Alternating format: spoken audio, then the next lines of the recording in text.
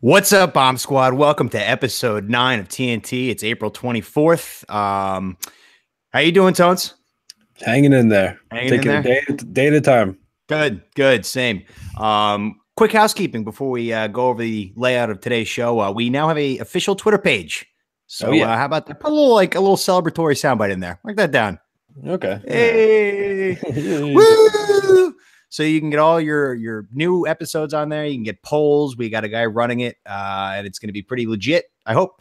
So we're excited about that. It's at TNT Dynamite Pod. That's at TNT Dynamite Pod, all one word. So for today's show, we're back into the groove.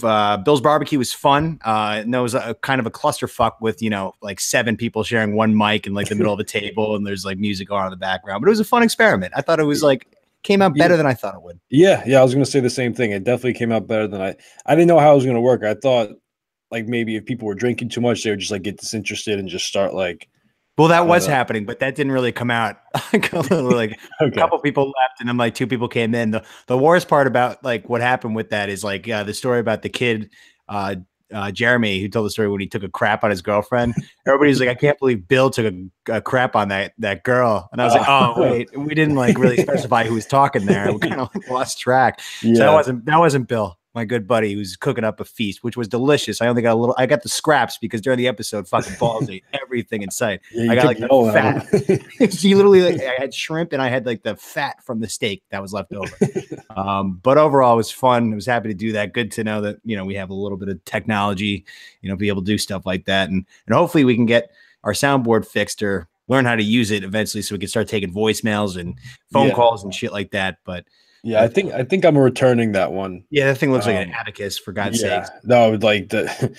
Yeah, I don't know. It looks like alien technology. I'm just way above our heads. Yeah, no, for sure. I opened the instruction book and I looked at it and then I closed it and I looked for a tutorial video online and I watched like 2 minutes. It's like I'm not going to get this. Yeah. I just knew right off the bat there's no way I'm going to understand how to use it. So I think we looked way too. I think there's like phone apps that we can use to make it like way easier on ourselves. It's like cheaper. Yeah, but we'll talk about it. We'll figure it out. I think I found something. For today's show, back to normal. Just me and Tones. We got some baseball talk. We got our Solid Tuesday show. We got a lot of sports to kind of catch up on in general, but we're going to try to keep it as limited as possible, just with baseball, obviously. And we're going to hit our mortal locks and see how we're doing with those. Then we're going to jump into our world famous segments. Then we got a 4-pack of questions sending you into your Tuesday night and onto your week. So before we even jump into baseball real quick, I just wanted to start off on a light note. This morning I was watching some YouTube videos that were very enchanting. I just fell down this rabbit hole of people getting attacked by geese and swans. It's actually very entertaining content if you ever get around to it. We'll put that up on the Twitter page of people getting attacked by geese, territorial geese. I like it. A lot of fun. Yeah. So that'll be a little fun watch for you guys when you're taking a dump in the morning. So we'll make sure we get that up on the Twitter page. Yeah, I mean they're vicious too. Oh God, they don't. Yeah, they're very territorial. I've learned that the hard way. Yeah, so have I. I've been attacked by a goose. Yeah, I've been chased. I haven't been like physically attacked, but like they've stared me down, and I was like, okay, I'm just gonna walk that way. Yeah, I got nipped. It didn't hurt, but it was terrifying. Like we were playing like tennis ball, baseball, and like I guess like if you hit the ball close enough to it, I guess it was in her territory. And when I went to go retrieve it, she lowered her neck and just like speared at me and flew. I was like, oh God, and hit me in the fucking leg. So whenever somebody like hit it over there, we had to like strategically distract the goose and then have somebody flank it and get the ball. But yeah, we'll put that on the Twitter page. That'll be some good laughs for our listeners. So we'll jump right into baseball talk. So I know you were you've been dying to talk about this, and so have I for a couple of weeks, but we kind of just got lost in segments. Yeah. But Shohei Ohtani, it's a big fucking deal, and I really just kind of want to run through some comparisons with the Babe Ruth because he is supposed to be the next, the Japanese Babe Ruth is what he's been deemed. Allegedly, technically he's the first pitcher in the modern era to be pitching and hitting at the same time for, any team. Yeah, no, for sure. So, I mean, and he's doing it pretty effectively. So his numbers so far in 42 at bats, he's batting .333. We got 3 yabos and he's got 11 ribbies, which is pretty solid. I mean, that's solid as fuck, actually. Yeah. And then pitching, he's 2-1 with a 3.6 ERA and 19 Ks. He was pitching fucking lights out before he ran into Boston, who was lighting up everybody. And then they got no hit by Oakland the other day. So yeah, that's through 15 innings of work. He's got 19 strikeouts. So he's got an 11.4 K per nine. That kind of just shows you what kind of level he's on. So jumping to Babe Ruth's numbers real quick. First of all, when I was looking through his numbers, Babe Ruth was not as good as I thought. I'm going to say it right now. Whoa, it's a hot take. I was expecting Goliath numbers. Are you talking about pitching or oh yeah, pitching. I mean, his hitting didn't really pick up until he was like late, it seemed like, in his career, until he was on Murderer's Row. Yeah. Or just, I guess, what he in the lineup. Yeah, he didn't do too much. Oops, sorry. He didn't really do too much with Boston, I guess, but like I just wasn't that impressed. I guess they weren't playing as many games either, but what do you got? To be fair, I did look over his numbers before we started. Up until 19, well, basically until he came to the Yankees, he was doing both. Yeah, 1919. Yeah, 1919. So he once he started hitting full time, that's when you see the numbers take a jump. And vice versa with the pitching. I mean, the year you picked 1918 because they were the same age. Yeah, 23. That was, from what I can see, that was the first year that he really was like splitting time back and forth. Because the 2 years before that, he had like 300 plus innings, which outrageous to begin with. Yeah, anyone would throw 300 innings. But that year he had like 167, I think, or 166. Yeah. So you can see he was splitting time there. But another thing that kind of stuck out was the Ks per nine. 2.2. 2.2. Yeah. I mean, I know obviously it's a different time, different ball game. He was a ground. It looked like he was a ground ball pitcher. He was like who's a good comparison? Who's Jordan Zimmerman? He was like a Jordan Zimmerman, like in his prime before Jordan Zimmerman became what he is now. Like Detroit's Jordan Zimmerman when he was in Washington, just a ground ball guy, low K per nine. ERA was reasonable. Are you saying Jordan Zimmerman is comparable to Babe Ruth? Yeah. I mean, in a way, yeah, the numbers kind of just, when I see these on paper, I just think of like somebody like Jordan Zimmerman. Yeah, well, that's because, I mean, the strikeouts are such a big, because everyone's going for home runs now, so there's a lot more strikeouts. It's a totally different game. I mean, there's not, people don't bunt anymore. People don't, hit ground balls to move guys over, all that stuff. Everyone's going for the long ball because, chicks dig the long ball. Yeah. So clearly it's a different game, but I want to talk about Ohtani's hitting a little bit. Yeah. I mean, we're about a month into the season. Yep. More or less. 3 home runs, 11 RBIs. I was doing a little bit of math. If you extrapolate, let's say the season is 6 months, right? Yep. So 3 home runs times 6, 18 home runs, RBIs, that'd be 66 RBIs. Which is, I mean, because he's only hitting every, he'll pitch and then he'll have 2 off days and then he'll hit. So he's only playing every like 3-4 days. Right. Yeah. So it's not like he's hitting 4 days, pitching the 5th day. So it's a little bit less. But I mean, you compare that to Ruth's. I mean, 18 home runs, 11 home runs, 66 to 61. So and he has a higher average too. Obviously, it's early. There's a lot that can happen between now and then. But I mean, he's looking like the Japanese Babe Ruth. I don't know what else to say about it. His numbers do look, I mean, like you were just brought up. I mean, like the seasons were way shorter back in the day. So Ruth is only playing 95 game seasons. But he finished. They were like 150, I think. Oh, was it? Oh, no. Oh, true. My bad. I'm looking at his. I guess he only played 95 games that year. Yeah, so he had 317 at bats and batted 300, 11 home runs, 61 RBIs, and then he finished with a 13-7 record, 2.22 ERA, 40 Ks for a 2.2 K per nine, and 166 innings pitched. So he was just like, yeah, he was the Babe. I take back what I said. That was a hot take. That's a great player to have right there. And he hadn't even started yet. He was only 23. Just because he didn't have strikeouts didn't mean he wasn't, he was Herman at that point. He wasn't Babe yet. Yeah. So yeah, I guess it's safe to say, I mean, like, it's really not that out of the question to start like comparing this guy to Babe Ruth. He's on a good trajectory to meet these numbers. So that's nuts. That's crazy. Quick side note: I embarrassed myself one time in front of Jason Stark. He came to speak at St. Joe's, and he was fielding questions. And at the time, it was like Miguel Cabrera's domination, like when he would always finish the year batting 340 with like 145 RBIs and stuff. Yeah. And I was like, "Do you think by the time his career's over, Miguel Cabrera will be considered the greatest player of all time?" And he's just like, until he starts pitching. Absolutely not. Maybe the best right-handed pitcher of the last, hitter of the last 30 years. Like, I'll give you that tops, but no, you're an idiot. Everybody laughed at me. That was embarrassing. He was a great player, but no. That's all I got to say about that. Yeah. So we'll keep tabs on Ohtani. So moving into our, we're going to check in on our mortal locks that we put in. So we put in a bunch, but we're going to kind of spread those out to, I guess, spread out the content over episodes. So we're only going to go over our beginning of the year MVP mortal locks and our Cy Young mortal locks. No, wait. We're just doing MVP, right? Just MVPs. Yeah, my bad. Yeah. We're going to spread it out big time. Okay. So for our MVP mortal locks, so I had Didi Gregorius. This is before the season, by the way. Okay. Yeah, correct. I can vouch. Give me a bell. Ding. Thank you.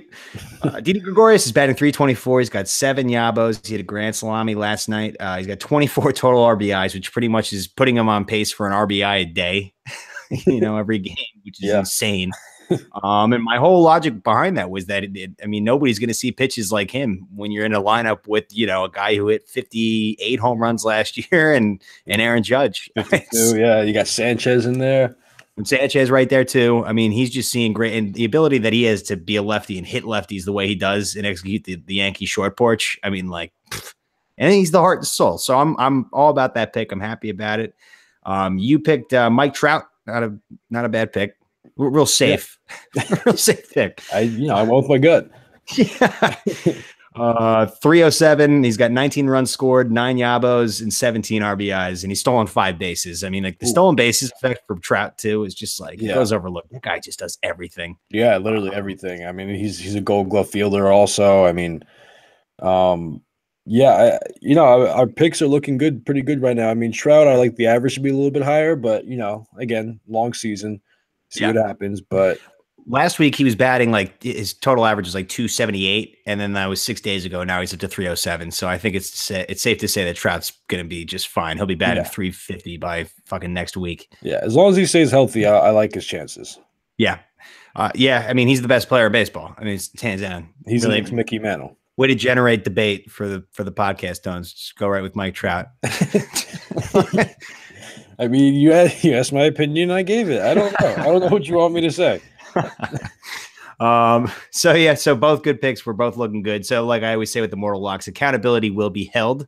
So those are our AL picks. So there's no accountability really there yet. We both ended up with Arenado in our NL picks. Yeah. And Arenado, since he came back from suspension, has been on a fucking tear. So I think he went into suspension batting .286, and now since then it's been about a week removed. He's batting .353. He's got 12 ribbies and 4 home runs. He went in there with 5 RBIs and 1 home run. So so that's the kind of week he had last week. Needless to say, I did win my fantasy baseball matchup last week. him and Didi. I don't have to fucking do anything. Just let those assholes sit on my team and I win everything. Let me ask you something. You said we're going to be held accountable for these picks. Mm-hmm. How so?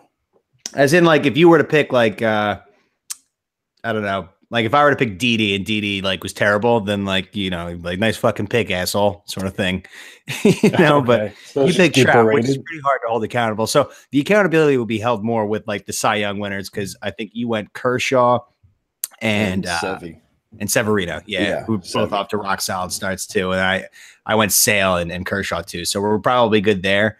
But I think the World Series championship picks we'll have to see, because you went the Yankees, which could have been something, but we're back, baby, so it doesn't even fucking matter. And I went Houston, and I still stand by the fact that Houston is way better than we are. Right now they are, yeah. I think they have have you seen Charlie Morton? I showed you his numbers. Their pitching is definitely. Our pitching is lacking. But I have a feeling we're gonna make a deal at some point. Maybe go out and get what's the guy in Arizona, Patrick Corbin. He says he wants to be Yankee. Grew up a Yankee fan. I don't know. That's news to me, but yeah, that'd be great. Anything. We should have went after Garrett Cole, or we should. You know what we should have did? We should have traded. I'm pretty sure we did. Well, we could. We had to give up Clint Frazier, and I guess Cashman didn't want to do that. But I don't know. We have so many outfielders as it is. Well, yeah, and Frazier can't stay healthy. either. And I would just so much rather have an arm than like bats right now. We have plenty of firepower. I just want fucking Garrett. Garrett Cole's got a 98-mile-an-hour fastball and a 75-mile-an-hour curveball. He's just. I love those like he reminds me of Roger Clemens kind of just like. Roger Clemens was my favorite pitcher growing up. He just went out there and he just blew the ball by you. Didn't care like who you were, what you were doing there, like why you were there. Like just that bulldog mentality. Like just I love to see him just like on the mound, just like grunting, just like I don't know, just like very something about Roger Clemens was just very prime. He was the man. I caught myself watching I caught myself watching Clemens highlights the other day. Actually, pretty much when he just threw the bat at Piazza, I just found that hilarious. But that brings us to our world famous segments. Before we even get into that, real quick, a little trivia question for you: what movie did the Farrelly brothers direct that Roger Clemens starred in? Not starred in. He just had a little cameo. I don't know. Kingpin. He was Skid Mark. Okay. It's hilarious. So yeah, that brings us into our world famous segments. So we're gonna start with Ask a Gay.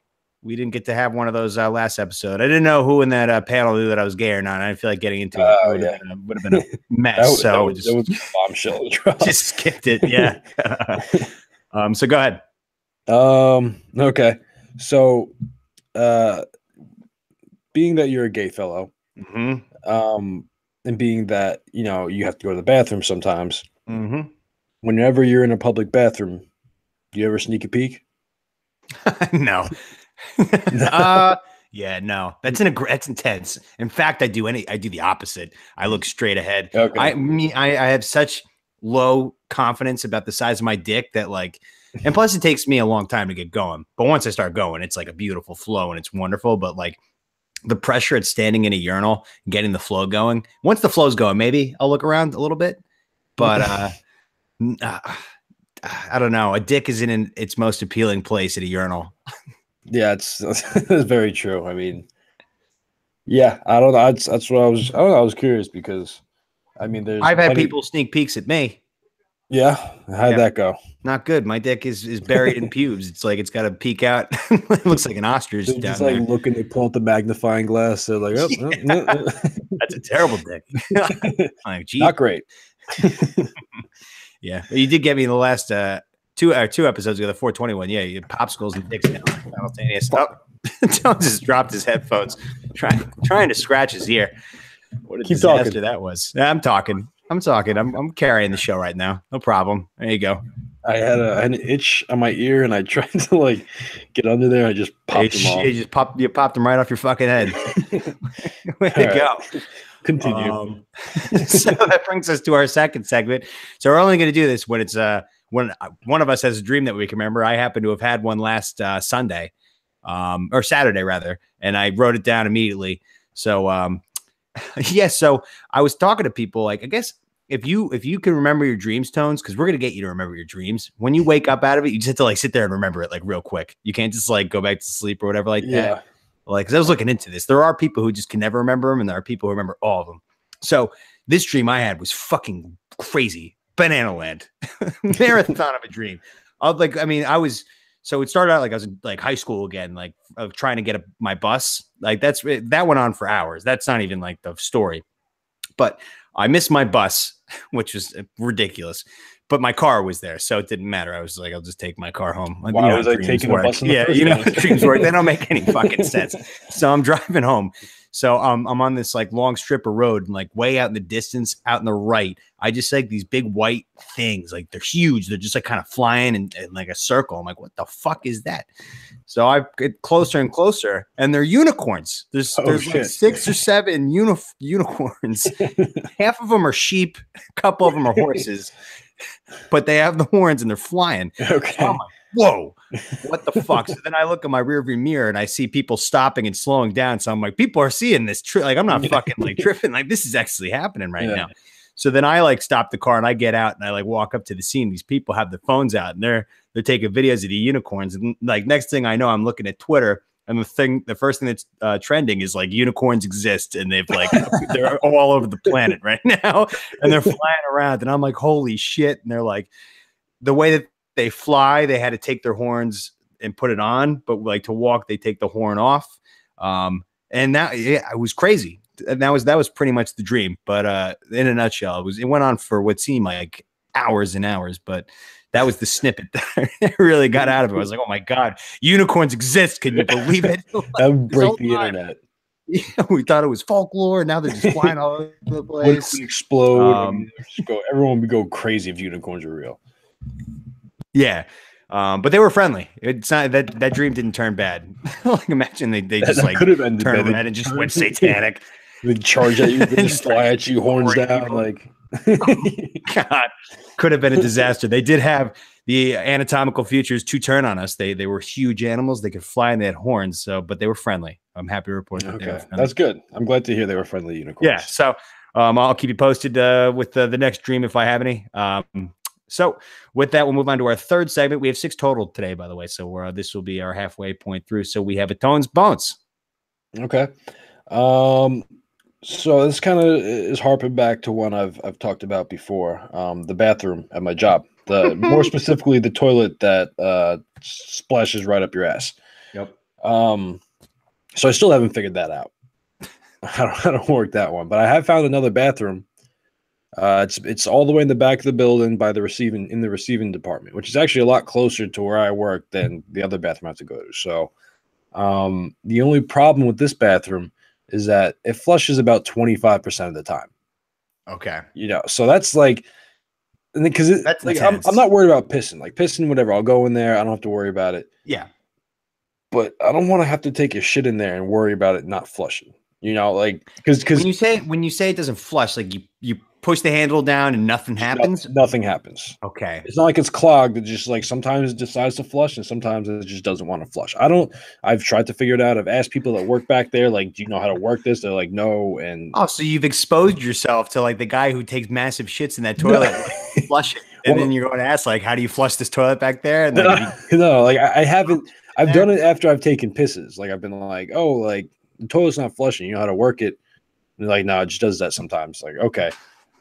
But because the thing is, I don't take poops. I take shits. Yeah. There's like man shits. Yeah. Like, you a coffee drinker?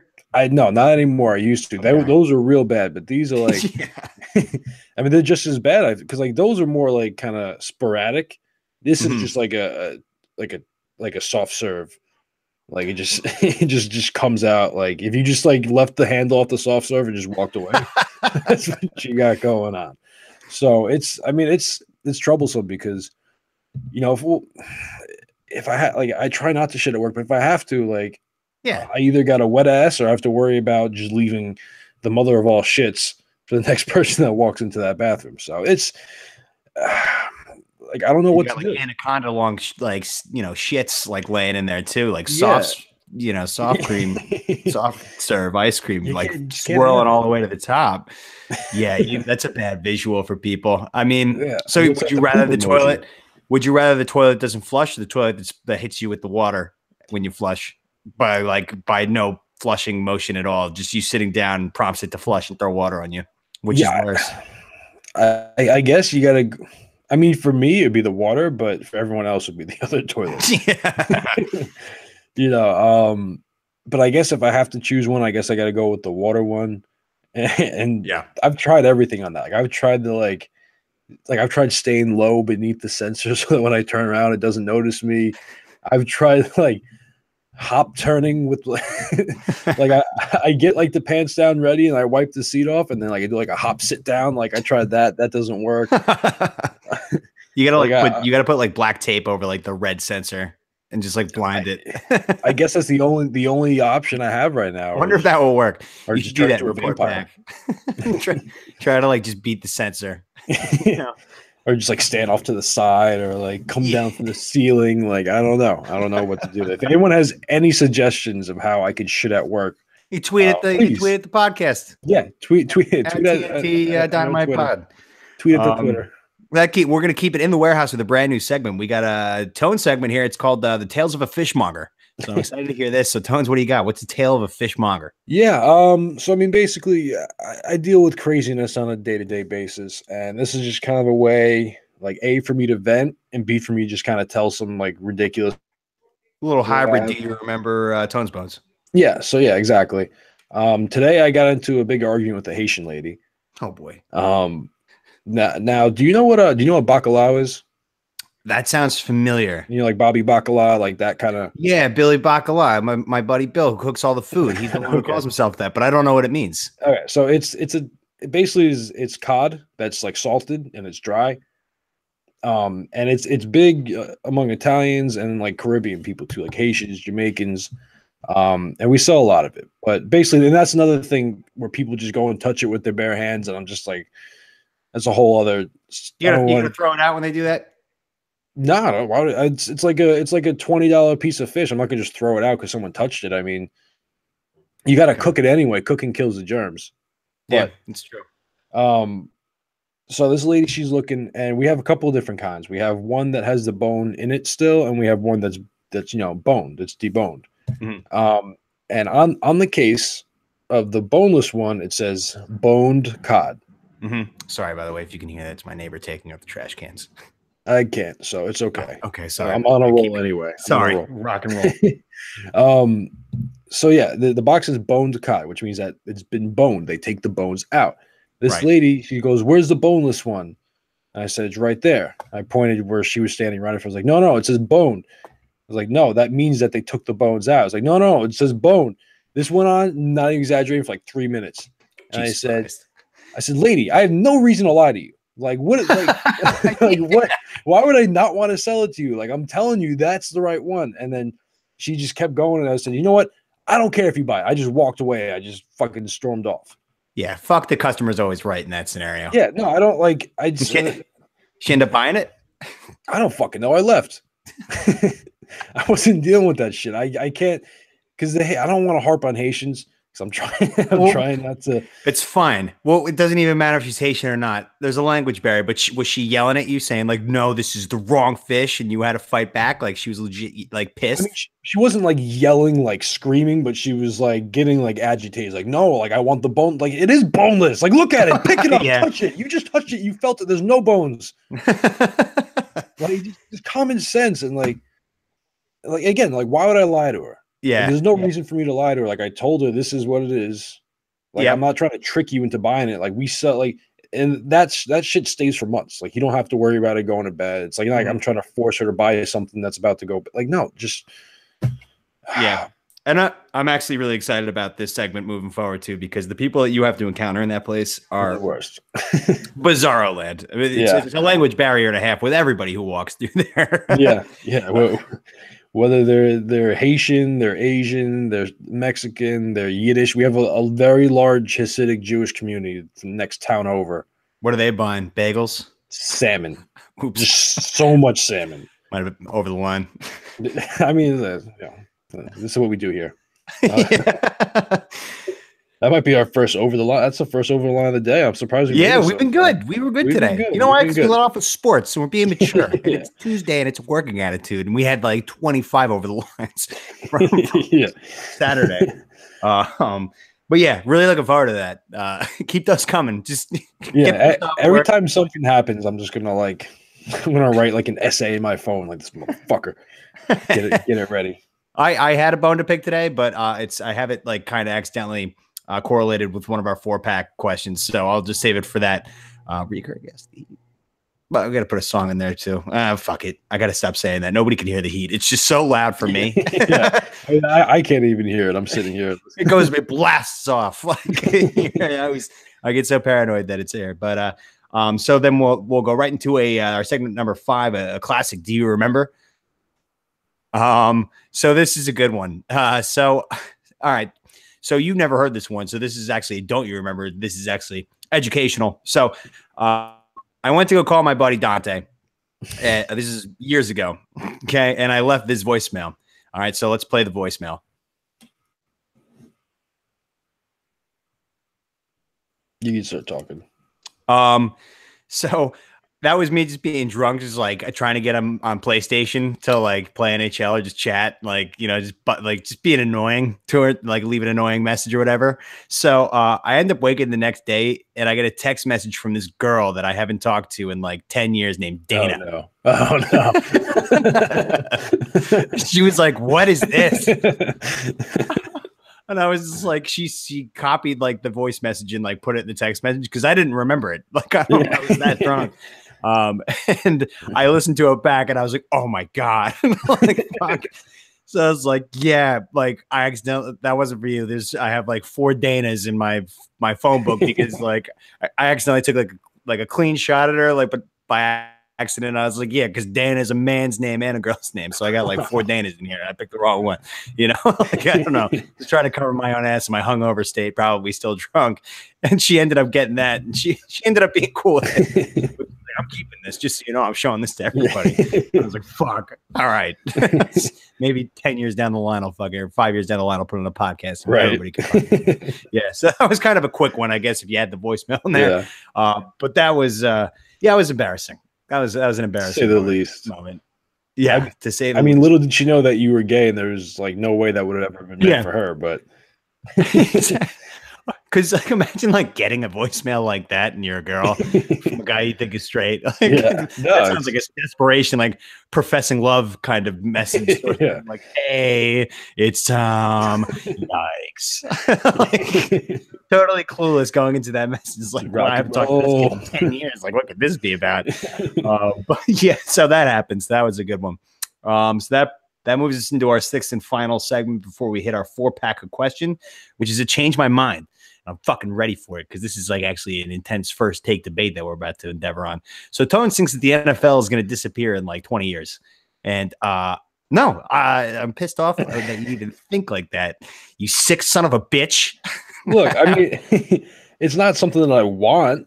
It's just what I was saying was that I think that we don't really know the full extent of CTE, like the effect CTE has on the brain. You know, because we know that it's even we don't know the full extent. We know that it's as bad as possible for the brain.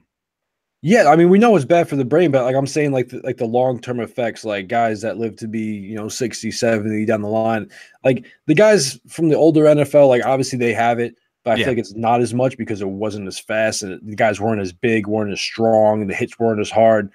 So I mean, these guys now, who knows? I mean, hopefully they're taking better care of themselves, but I just feel like, if you have someone coming up, like let's say, someone like a Jimmy Graham who played basketball also, but when he's a kid, I'm not saying he would have done this, but there's a possibility that instead of playing football, he just decides to stick with basketball because he knows it's a lot safer. He doesn't have to worry about all the brain issues or whatever. All I'm saying is that, not next year, not 5 years, not even 10 years, 15 years on the line, but maybe 20, 30 years and the next generation comes around. I just don't think that there's going to be as many of the top tier athletes playing football to make it as exciting as it is now. Oh, okay. I thought you thought it was good. Well, that would be fine. There's still going to be, like I said to you, as long as Texas exists and the South exists, football is fine. They don't give a shit. They know the risks and it's terrible. But I always bring up, I don't understand why the NFL won't institute like a contract for guys who are going into the NFL draft saying these are the risks that you face and you cannot sue us for it down the line. And even if it's as bad as like a guy who just his CTE is so fucking bad, he ends up like doing like a murder suicide of his family. Like, hey, you knew what you were getting yourself into and you decided to go bash your head into other like massive 250-pound bodies going 20 miles an hour, Yeah. I mean, the problem is that a lot of these guys having that stuff happen to them now didn't know that when they started playing. Yeah. And I think everybody's going to know that going forward. I mean, like the guys in this year's draft class, you got to know now, right? Oh, I mean, yeah, for sure.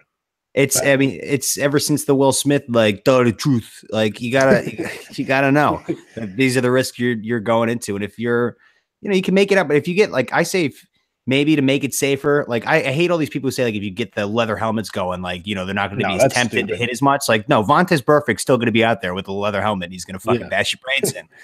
Because also they've been playing with like, the hard helmets their entire lives. So it's the only way they know how to play. Exactly. That's like first. Like that's like a ridiculous idea. But I think like a general rule could be like, I don't know if they can categorize how bad like the severity of a concussion should be, but like if you have like a third concussion, you should be like get out. That should be like a rule, something like that. Like maximize like the amount of head hits or something like that are tracked. That's the best thing I could think of. Like, hey, you've had your third concussion, like you should get the hell out of here like now. Here's a bonus incentive for playing, and then like, send them jolly on their way. Yeah. I mean, the problem is like, guys when they're coming up in high school and college, like you don't know how many concussions they've had that they've either played through or they just like weren't documented by the team. You know, so a guy could come into the NFL with like 15 concussions already, but like you don't know. So it's tough. And I think the threat too is that like people think that football is going to go away soon because parents are going to stop letting their kids play football. Folks, let me tell you something. I'll bring it up again. Texas exists. So does much of the South. They don't give a rat's ass. They're playing football. Can he win games? That's all they care about. And that's what I love. Okay. Yeah. I mean, the thing I'm worried about is like more guys like a Calvin Johnson who, retire early because, health reasons. Like they want to be able to live a healthy, long life. Yeah. But that stopped the show for like 5 minutes. No, I know. But I'm saying if there's more guys like that retire, like if there's more guys follow that trend, like then you're losing your superstars at an earlier age. And again, it's just taken away from the sport. Yeah. I mean, we haven't had much talent ever, so I'm kind of used to this. So it's fine. I don't care about the game itself. I just care about the Bucs being, who they are and what we do every fall. And if you ever took football away from me, I mean, like, what's the point? What is life? It's, so how dare you? You didn't change my mind. And I want to end it with a how dare you. How dare you, Tones? All right. Well, I mean, I guess we'll disagree to agree to disagree. Okay. All right. If you have a kid and he wants to play football, you're not going to let him? I'll let him play, but I know he's not going to be good enough to make it to the hypocritical son of a bitch. No, you didn't let me finish. I said he won't be good enough to make it to the NFL, so I know it'll be short-lived. He'll just play through that maybe high school. He'll rack up all the concussions that are meaningless and then just go be an accountant with CTE. Shoots his boss like, fuck! Fuck this. We'll pull, what's his name from Shawshank? Fuck this place. Fuck it. So that was a good debate. Hopefully, I think, it's a serious subject, but I think we both agree that we just pray to God that football doesn't fucking go anywhere. Yeah, I don't want it to go anywhere. I just think that, and I don't think it's going to totally disappear. I just think that. Oh, Vince McMahon will be right there in the fucking weeds with his contracts where you're like, you're going to come here, you're going to fucking embrace CTE, boys. I don't know. The whole XFL, the way he's pitching it, though, it sounds like a big old pussy league.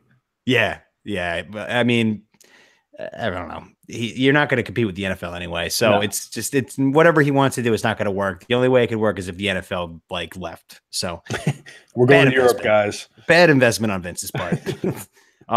So that brings us to our 4-pack of questions. So we had a good one. So like I said, this was pretty much my Tones Bones little situation happened this morning, but I'll start it off with you, Tones. How do you go about homeless people asking you for money? Most of the time I just avoid eye contact and just ignore them. What if you're just walking, there's nobody around, you're going straight forward on a sidewalk and you just see him from a mile away and you just know that he's waiting for you to get there to ask you. He's excuse me, sir. Yeah, I mean, that's a little bit tougher. It depends on the situation, how I'm feeling. If I'm in a bad mood, I'll be like, yo, fuck this guy. I'm not giving him anything. But sometimes especially if they look real ragged and distraught, I'll give him a buck or two. Yeah.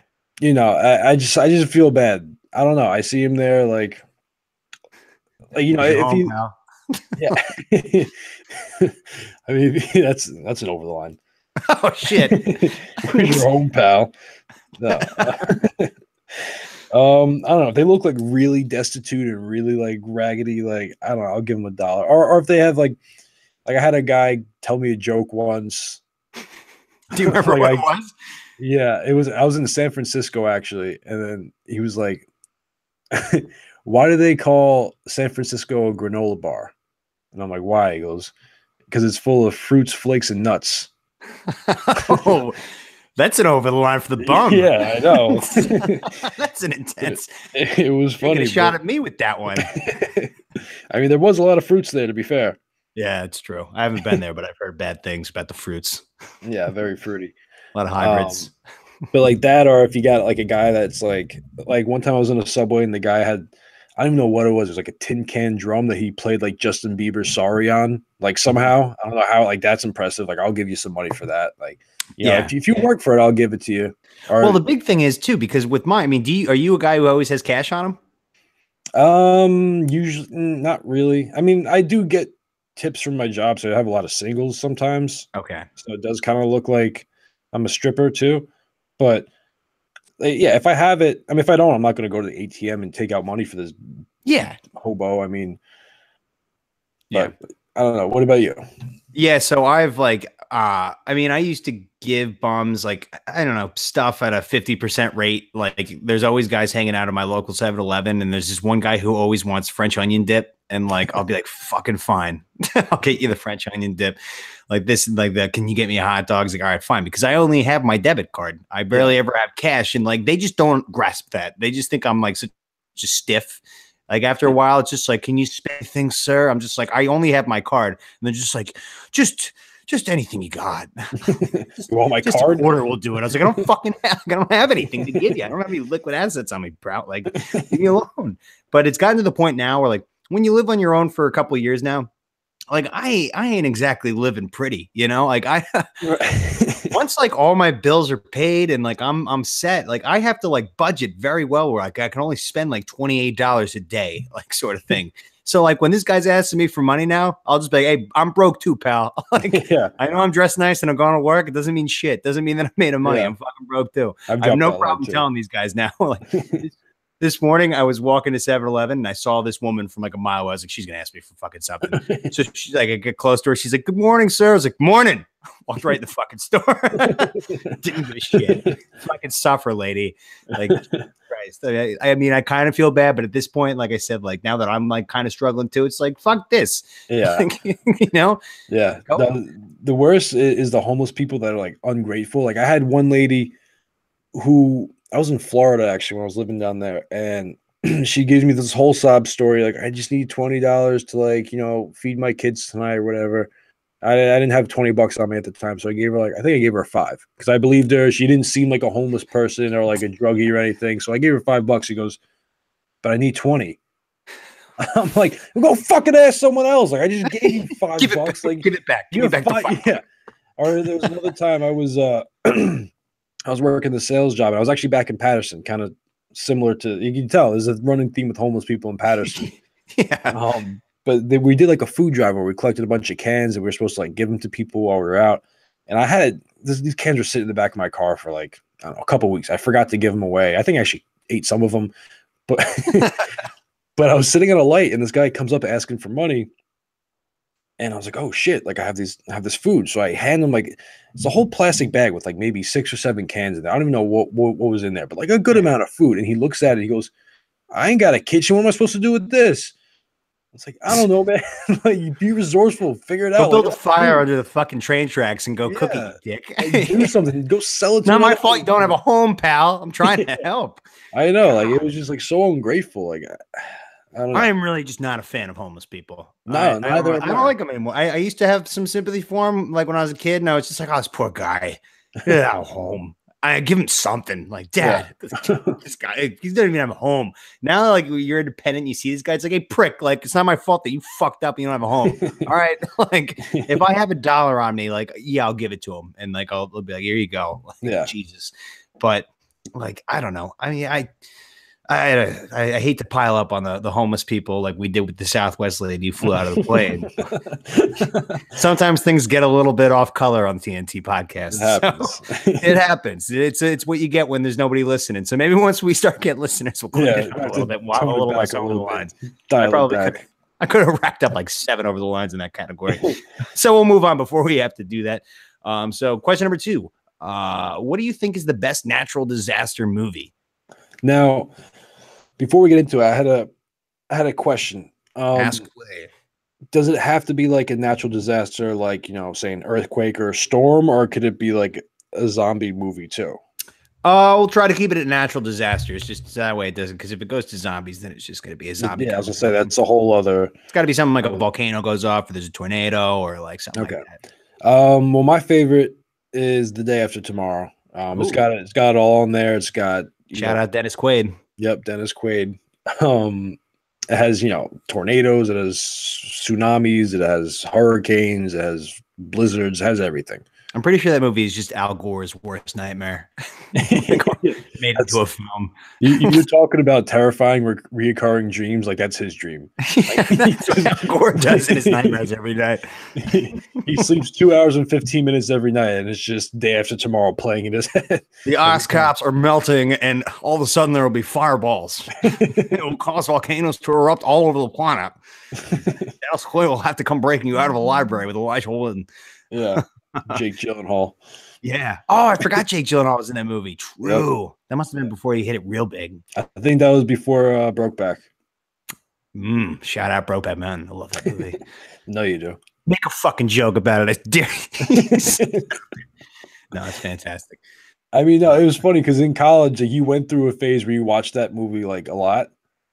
Yeah. And I was like, this is kind of weird. And then once you said you were gay, it was like, it makes sense. I get it. I genuinely think that everybody should like that movie anyway. It's very good. It won the best picture. All right. No, listen, I still haven't seen it, so I'm not going to comment on it, but I've heard it's good. I've heard it's good. Even Joe said it was good. You made Joe watch it. He said, yeah, Joe loved it. My brother just watched it straight as an arrow. He loved it too. That's your homework for this. Before we get to the Saturday show, you got to find some time to watch Brokeback Mountain and tell me it's a bad movie. It's not that graphic. It could be worse. If that movie was made in today's era, like then it would be gross.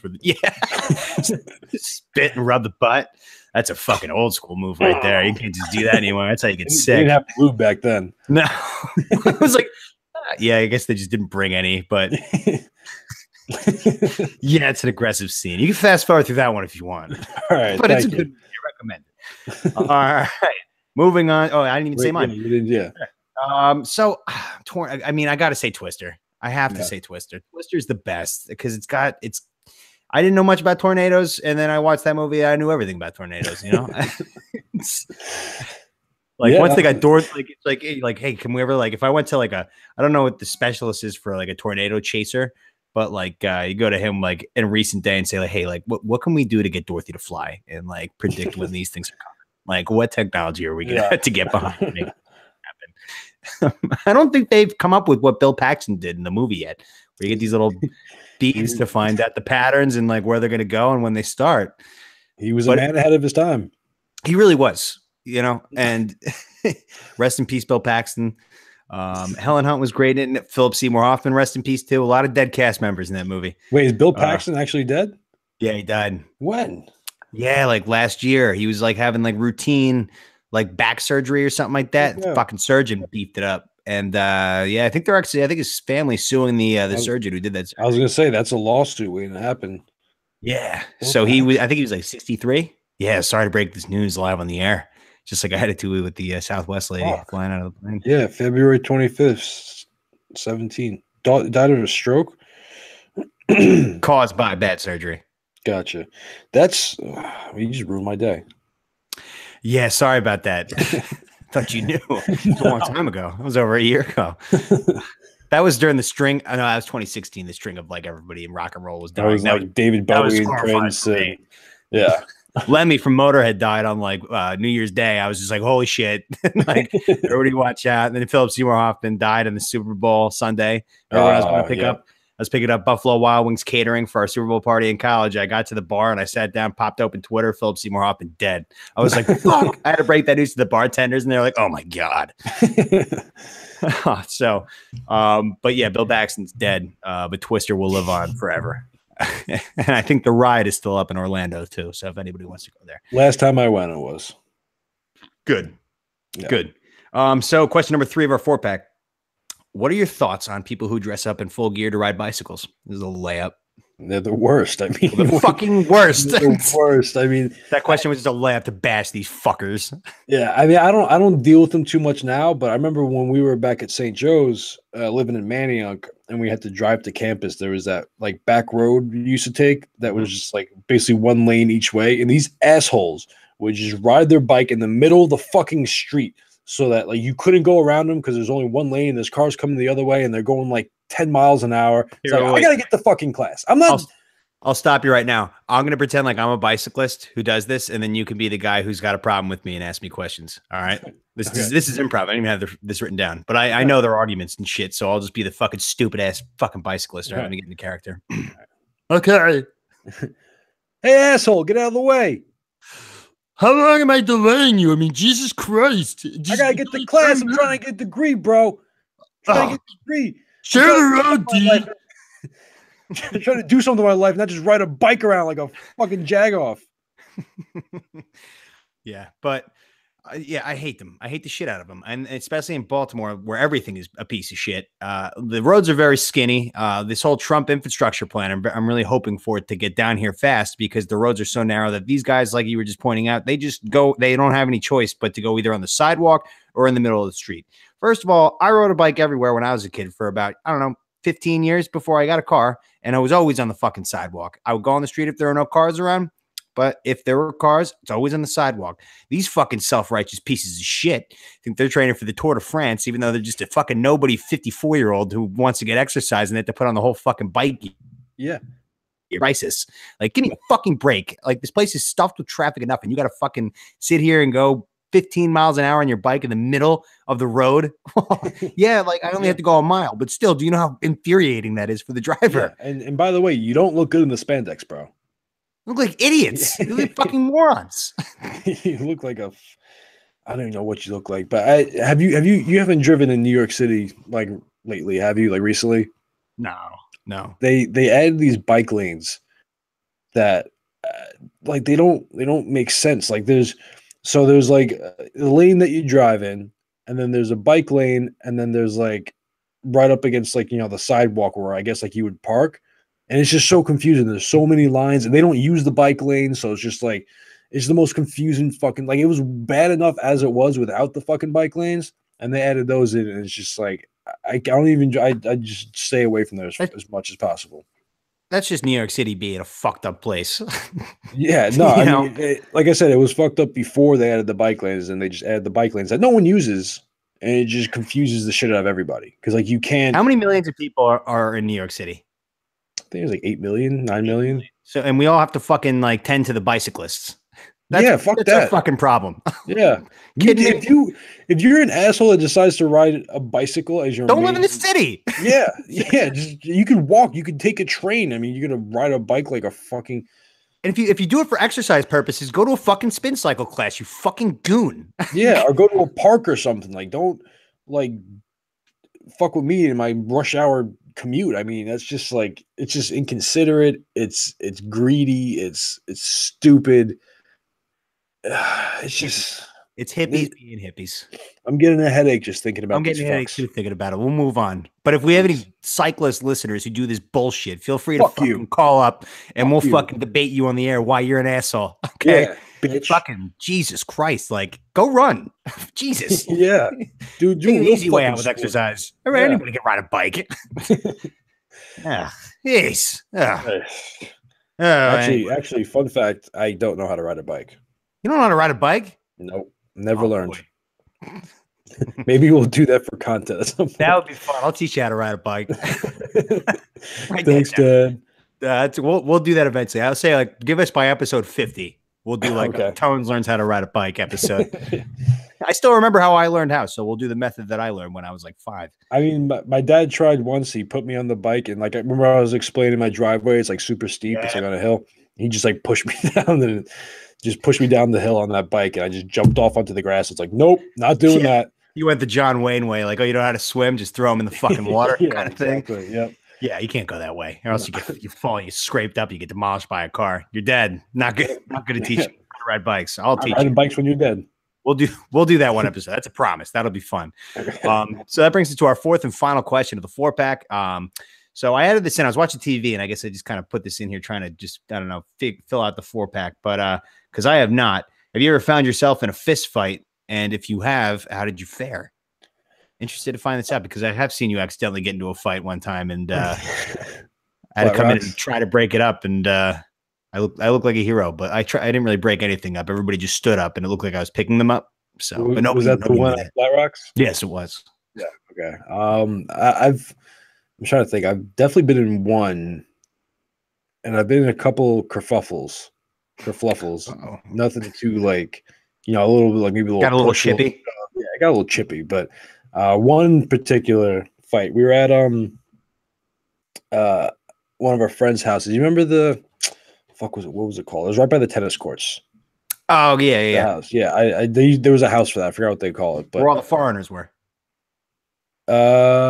Yeah. The might not be that specific house, but I know the area. Yeah. Yeah. Well, it was right next to that building, actually. Okay. So, our friends were having a party there, and there was this kid that was just like, no one knew who he was, and he was just wasted, and he was like bumping into people, knocking drinks over. I think he actually threw up on a girl. Like, he was just being really obnoxious. So we told him to leave. He wouldn't leave, and I didn't start this.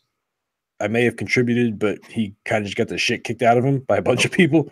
I may have thrown. I don't want to get into too many details. A blind knuck. He chucked a blind knuck. Yeah, the kid had it coming. But so he left, and then about an hour or so later, his friends came back looking for his sweatshirt. So his friend forgot his sweatshirt. Okay.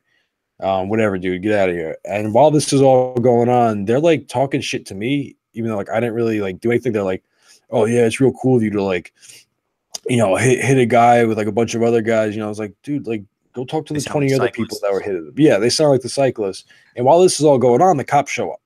To, like, Fuzz! Break up the party. So like we're leaving, we leave the party and we're walking back towards campus and they're still talking shit. And so I said to him, I was like, yo, like the cops are right there. Let's go around the fucking corner. We'll settle this. We'll stop fucking talking. And he's like, okay, yeah, let's go. And I was with, who was I with? I was with Kevin, Nikki Loves. Okay. And Greg Petrillo. Oh, all right. So that's useless. Useless. That'll hold you back. Yeah. And there was like 2 or 3 of them. He's gonna go have a good old fashioned street fight, huh? Yeah, that was the New Yorker. But I mean, this kid, like, so we go around the corner and then I forgot exactly. I was fucked up. I forgot what happened, but we were basically face to face, and I just punched him right in the face, and then like a whole like right as that happened, like Kevin just jumped in and just like did like a wrestling shoot and just took this kid out, took another kid out, and then there Kevin, was for the listeners at home, is a very big dude. Yeah, he's a big guy. Greg Petrillo, on the other hand, is about a 5'4". He looks like who's Dobby from Harry Potter. Yeah, that's pretty. That's actually spot on. Useless. But after that first punch, like then it was like Kevin was like fighting that one kid on the ground. There was like 2 kids on me, and then like Loves and Petrillo were just like, I don't know, they were off in the corner doing whatever. But we kind of just like danced around a little bit, and then we realized like, oh wait, the cops are like maybe 100 feet over that fence over there, so maybe we should stop. And that was it. But like I actually broke my hand hitting him. It's still like never healed right, because I didn't go to the doctor until like 2 months later when it was already like healed wrong. But I saw that kid on campus like the next like Monday or Tuesday, and he had like a softball like hanging out of his. Did he remember it was you? He like made eye contact with me. He like looked down like real like. Oh, that's awesome. That's nice. Eye contact. Oh yeah. My God, that's awesome. I wish I could have gotten to something like that, but I'm just not. I mean, I come off as angry when I do my rants and stuff like that, but like when it comes to confrontation, I just see that as an inconvenience, and I just do everything I can to get out of it. I'm like that now. Yeah, the closest I ever got to it was the 4th of July fireworks thing in New Jersey. Friend of the program, Bomb Squad listener, my buddy Mike lives in California now, so he was like my best friend. So we were walking together in this thing, and there were fights breaking out everywhere. Like it was just a night to go out and fight. And this is the first time we were going to these fireworks in the Jersey Shore. Like I think it was the Red Bank fireworks. And I'm like, Jesus Christ. Like this is just like literally fights going on everywhere. Like there was a kid getting beat up like on the left of me, say, and all of a sudden like Bill just jogs over and just like drops a right hand on the back of the kid's skull, runs back. He's like, did you see that? He's doing it for So anyway, like this kid who was like infamous in the Ocean Township High School, just a meathead, steroid user, like very well-known steroid user, the biggest fucking kid you'll ever see, goes right into my buddy Mike's face. And he's just like, I heard you've been fucking around with this specific girl. Right. And like him and I have like, I know that he's never been talking to this girl like once. I'm like, this guy's just absolutely fucked up on drugs right now. And he's huge and he's looking to fight. So like Mike's like, I have no idea what you're talking about. Like, I swear to God, like I would never do anything to offend a man of your size, sort of thing, you know? So like he's like he wants to like punch Mike in the face right now for no reason. I kind of step in. I'm like, hey, like listen, like I can vouch. Like I know him. He's got a girlfriend. Like we've never talked to this girl before. You're just like hearing bad information. He just like steps up and looks me right in the eyes. He's like, do you have any idea what I can do to you right now? And I was just like, I don't want that. Please just don't hurt me. I'm just trying to be reasonable. Like, you want to beat him up? Go ahead. Sorry. Eventually he calmed down or something, I guess. Or we ran away. Like I couldn't remember. I was struck with fear where I like blacked out in fear because if a punch from that kid, you're gonna go to the hospital. Like he played football, was like a huge kid. For what he sounds like, is also not the kind of person to just throw one punch. You know, like he would definitely add a couple trying to murder you. Yeah.